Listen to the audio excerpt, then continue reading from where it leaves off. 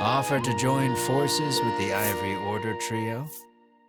We select few are sufficient to defeat the dragon. We require no additional aid. And we certainly don't require the aid of a no-name wastrel. With that, the trio takes their leave of the castle.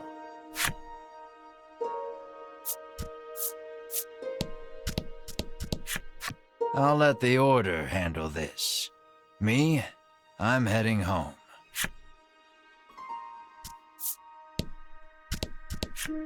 Before you even open your mouth to ask him to team up, he cuts you off. Thanks, but no thanks. You ask him to team up, but he refuses angrily. I ain't splitting the reward with nobody. You weren't planning on sharing either, so you don't try to change his mind.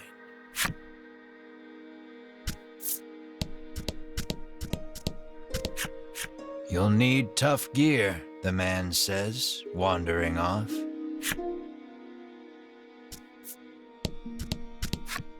Never know what you might hear that'll lead you in the right direction.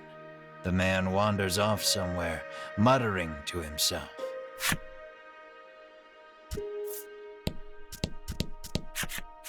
Let us depart. We have a realm to save. He grabs his less than enthused colleague by the wrist and drags her off.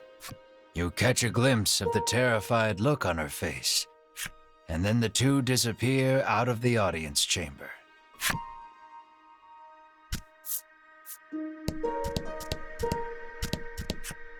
No way am I adventuring with anyone who keeps that sort of creepy company, he says.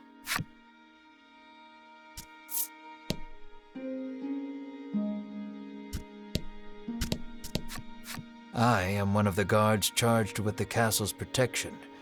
I take not a single step from my post. You've yet to find any help for your quest. Things don't look that reassuring as they are, but the decision is up to you.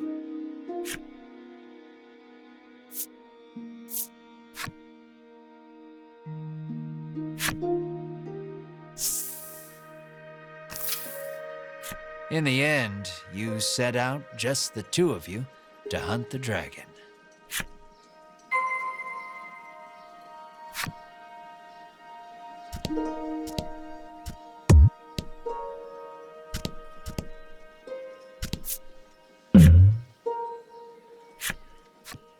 A weapons merchant accosts you in the street, despite your best efforts to mind your own business. He speaks to you in a voice barely above a whisper.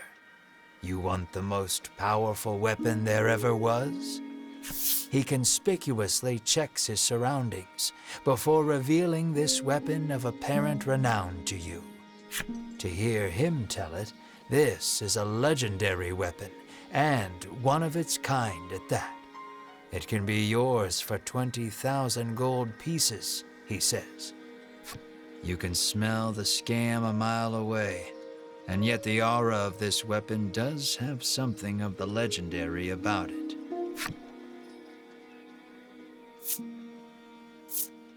You open your coin purse only to find you don't have 20,000 gold pieces. No money, no sale. He tucks the weapon away once more. How may I help you? The proprietress inquires.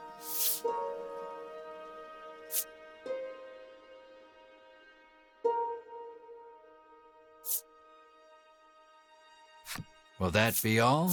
The proprietress asks.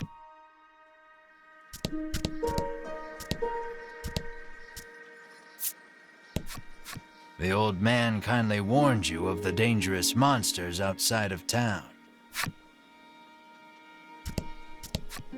The door is shut tight. You spy a keyhole on it, suggesting the existence of a corresponding key.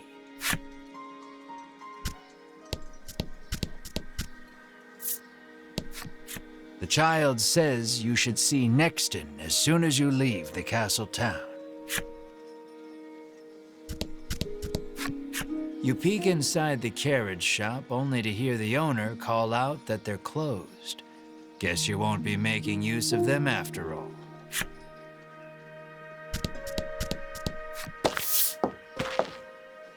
Before you stands a sign calling for people to join the hunt for the dragon. Earlier, you saw the bit about the handsome reward for whoever slays the dragon and hightailed it to the castle. A woman stares at the sign, transfixed. Her face curls into a scowl as she notices you. "Monster!" the woman cries and flings magic at Mar. Startled by the spell, Mar grows dizzy.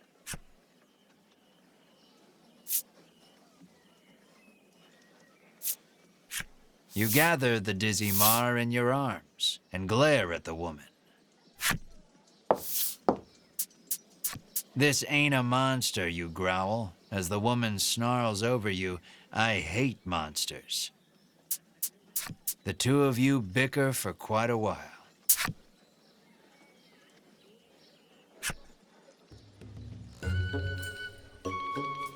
In the end, the woman admits she may have jumped to conclusions, but stubbornly refuses to apologize. Inwardly, you call her unsavory names as your attention shifts to a different topic of conversation. Turns out she really hates the dragon and would love to take him down with her own two hands. But she knows she's no match for him alone, so she's at a loss for what to do. When you tell her you're after the same thing, she squints down her nose at you. "Fine," she says, "I can help you." She's a little annoying, but you are looking for quest companions. "I only want to see the dragon dead. I don't care about anything else," she mutters. You overhear her remarks and grin without thinking. Then you don't care about getting a share of the reward. That suits you perfectly. You happily join forces with the black-clad woman. She introduces herself as Melanie. She tells you she is a witch, but says nothing of why she hates monsters or what grudge she bears against the dragon.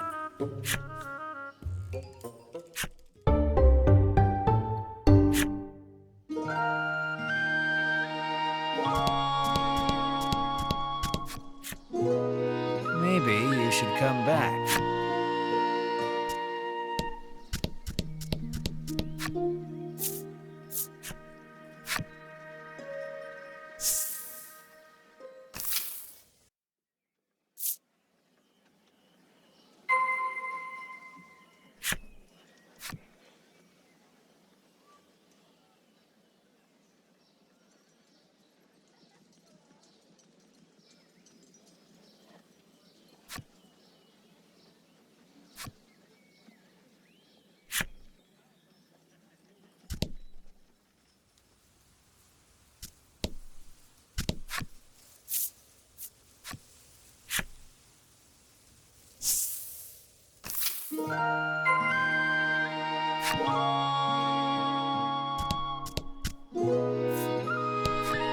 "Welcome to Nexton," hails a man.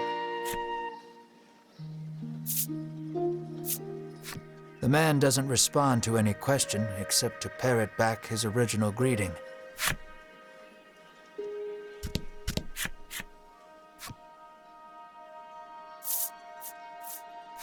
You try asking the man if he knows anything about the dragon. The man's eyes widen. He leans close, cupping his hand to his mouth. "Welcome to Nexton," he whispers in your ear.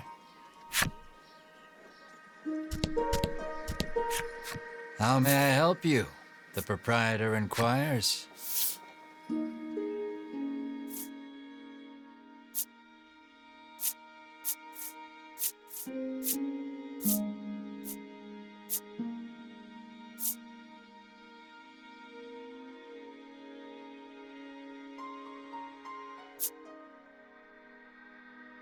Will that be all? The proprietor asks. The woman tells you she's so terrified of what might happen if the dragon attacks the town, she hasn't been able to eat.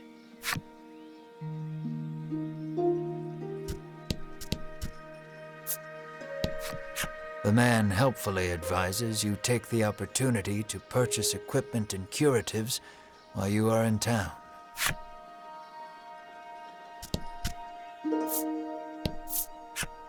A woman sits hunched over by the side of the road. She's sprained her ankle and needs you to take her to the nearby apothecary.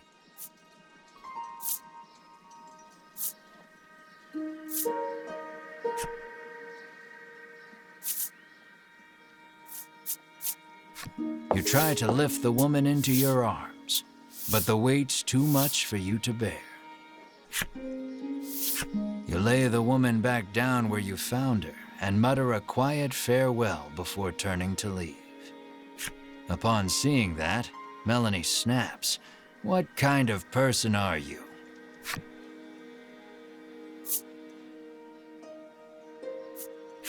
Ain't like it's my fault she's hurt, you whine like a child. Ignoring you, Melanie gingerly helps the woman up. Mar bends so the woman can get on his back, and the two of them head off in search of the apothecary. You watch them walk away for a moment before following, complaining to yourself about what a waste of time this is.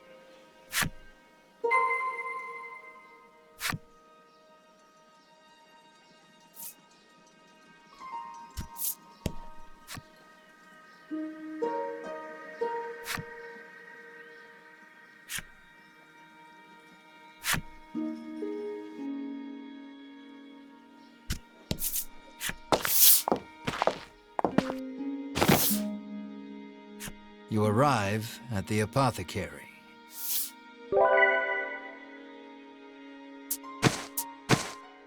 After taking a curative, the woman begins hopping up and down. Nothing holds a candle to Ivory Order medicine, she beams. She thanks you and pulls something from her breast pocket.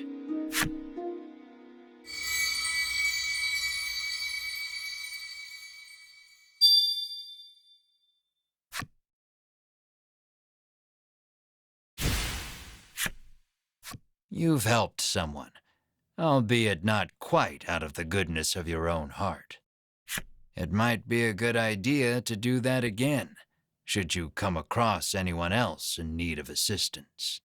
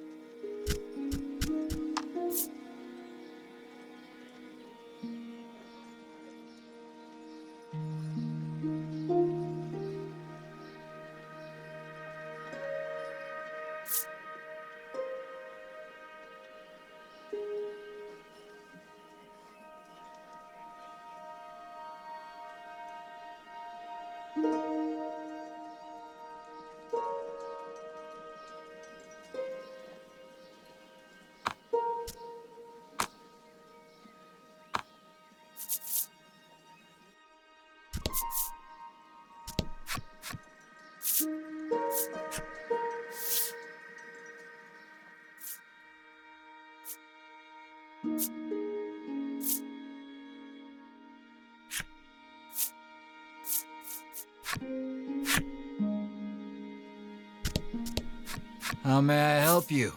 the proprietress inquires.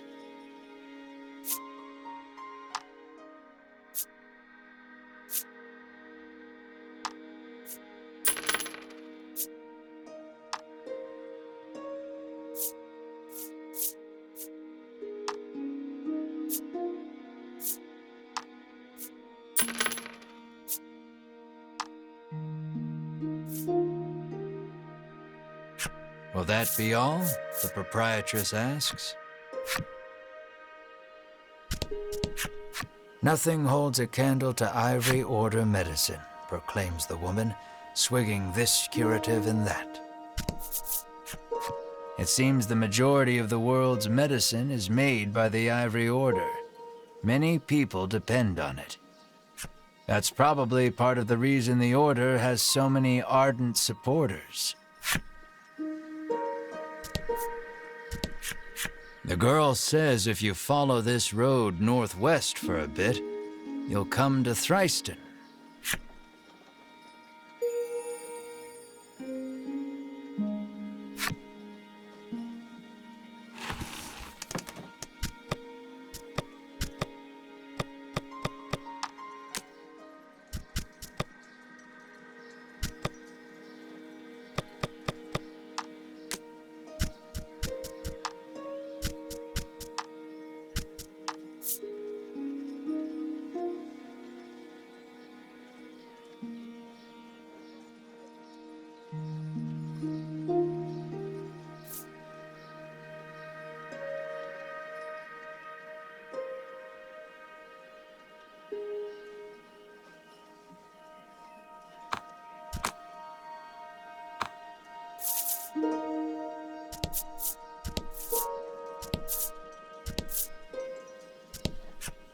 On your way to defeat the dragon, are you?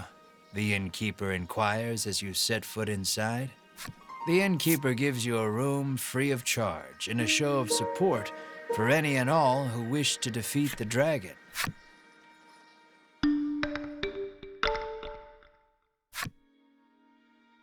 The party leaves the inn feeling rested.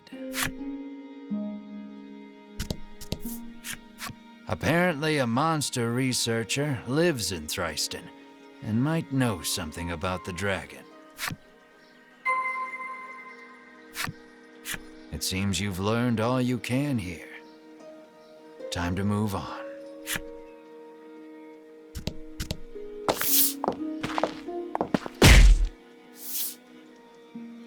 As your eyes roam everywhere but the path you walk, you barrel right into someone.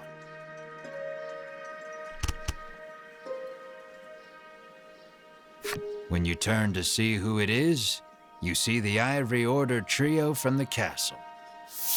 Winifred, are you all right? The sagely old man asks the woman, voice full of concern. I'm fine, the woman called Winifred replies. Thank you, Hedwyn. Berwin, the old man calls, turning to their stoic companion. He jerks forward, as if to defend Hedwyn and Winifred. The trio advances on you. How dare you treat disciples of the Ivory Order with such disrespect?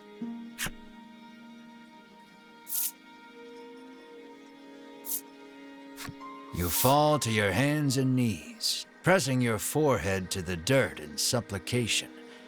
I offer my life as restitution, you sob. Winifred stares at you, bewildered you would go to such ridiculous lengths to apologize. Muttering a half-hearted apology, you try to keep walking. But that's when you notice something in your hand.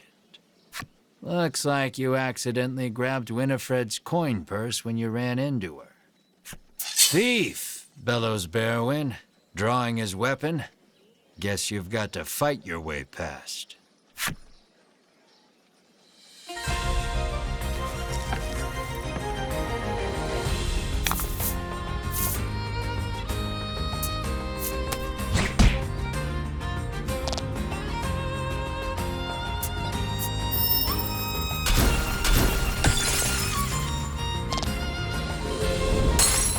Don't worry, coffin car is down, but they're still alive.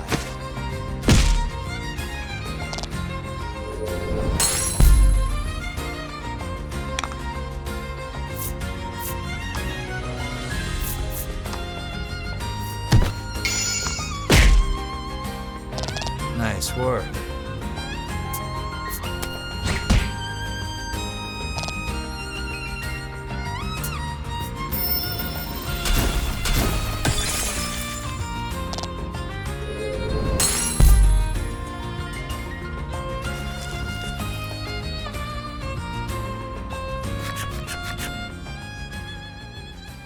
The Ivory Order laid you out flat.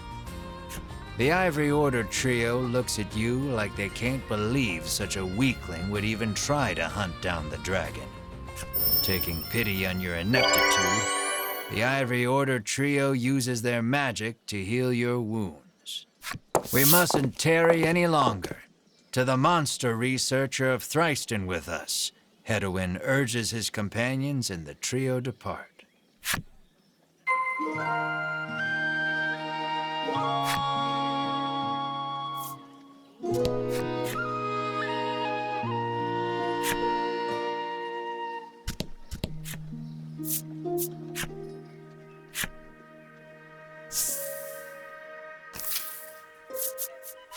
Aimless wandering can be fun, but if you want purpose and direction, I'd suggest sticking to the path.